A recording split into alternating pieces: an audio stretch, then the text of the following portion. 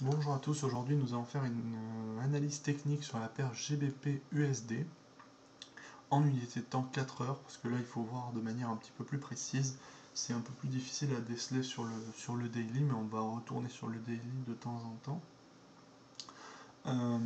Avec un cours ici qui décroche depuis quelques jours, disons, enfin maintenant depuis aujourd'hui en clair. On a une forte pression baissière sur la journée qui vient d'arriver après un triangle un triangle symétrique, pardon, excusez-moi.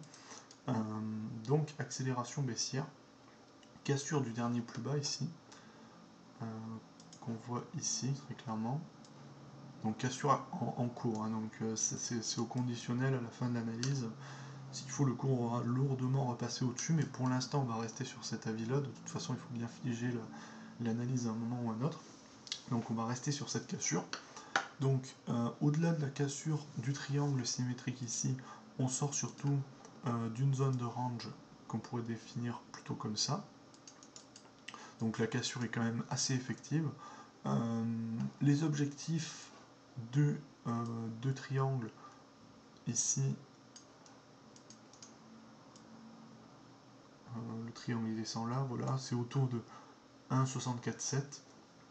Et les objectifs du rectangle, par contre, qui sont un peu plus élevés, c'est beaucoup plus, plutôt autour de 1,64. Alors, on a eu quand même pas mal de pression haussière depuis un moment, depuis quelques mois. On le voit ici, on a quand même une bonne phase ascendante. Et là, on va repasser en daily, parce qu'on a besoin d'une vue plus générale. Et on voit bien en daily quand même la cassure est très très forte aujourd'hui. Mais sans le H4, on n'aurait pas vu cette figure de triangle. Et si on dézoome un petit peu comme ça, eh bien on voit quand même qu'on est en haut d'une zone de résistance qu'on pourrait définir ainsi à peu près. Même globalement, c'est une zone, on est quand même dans un grand range, peut-être dans une forme de triangle ascendant, mais alors là c'est du archi long terme, on va pas spéculer trop là-dessus. En tout cas, on est sur un niveau de résistance autour de 1,675. Et on est en train de retracer à la baisse sous ce niveau de résistance. Donc évidemment on va être baissier. On a premièrement le bénéfice du doute, puisque là on est sous une résistance baissière après une phase de hausse importante, mais avec une phase de ralentissement sur la fin. Vous voyez que les accélérations sont moins fortes à mesure qu'on avance. Et là elles sont bloquées au niveau de 1,675.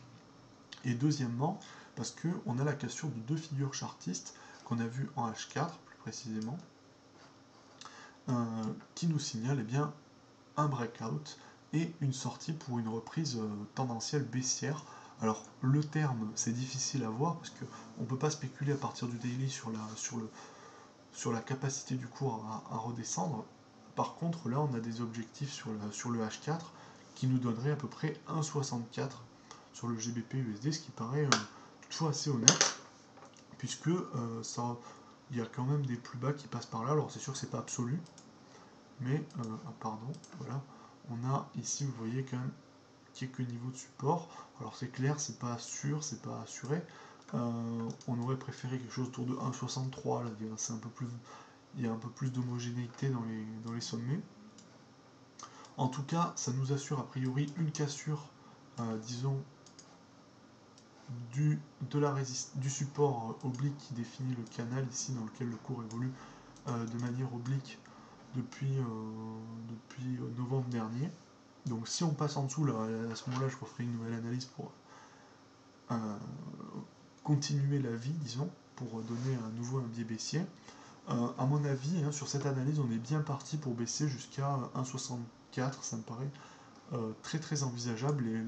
Tous les facteurs sont là, c'est-à-dire qu'on est sous une résistance, avec un mouvement d'essoufflement sous cette résistance, et on le voit bien dans cette figure-là, puisqu'on a quand même une baisse, hein, les plus hauts sont toujours de plus en plus bas. De plus, on a deux figures chartistes qui sont cassées assez proprement actuellement, donc il faut finir la cassure pour assurer l'analyse, disons. Et des objectifs qui sont plutôt décents, puisque autour de 1,64, peut-être un peu au-dessous si on prend un peu au-dessus si on prend des objectifs plus courts, 1,64,7. Et comme stop, eh bien, qu'est-ce que je donnerais? Je pense que, vu la taille des objectifs, on pourrait être raisonnable 1,66 à 1,66,4. Voilà. Comme stop, ça me paraît convenable. C'est le dernier plus haut, mais bon, c'est sûr qu'on aurait préféré l'avoir un peu avant. Là, c'est un peu effectivement éloigné, on ne gagne pas énormément. On peut serrer un peu plus. Je pense qu'à tout casser, on devrait pouvoir aller à 1,66. Mais je pense que 1,66,4, ça me paraît plus sûr. Si on traîne maintenant. Après, on peut voir, il peut y avoir un pullback sous le rectangle. Donc, à ce moment-là, on pourrait bouger à nouveau le stop pour conserver un stop plus proche. Voilà, donc analyse baissière sur le câble. J'espère que cette vidéo vous aura plu et je vous dis à bientôt.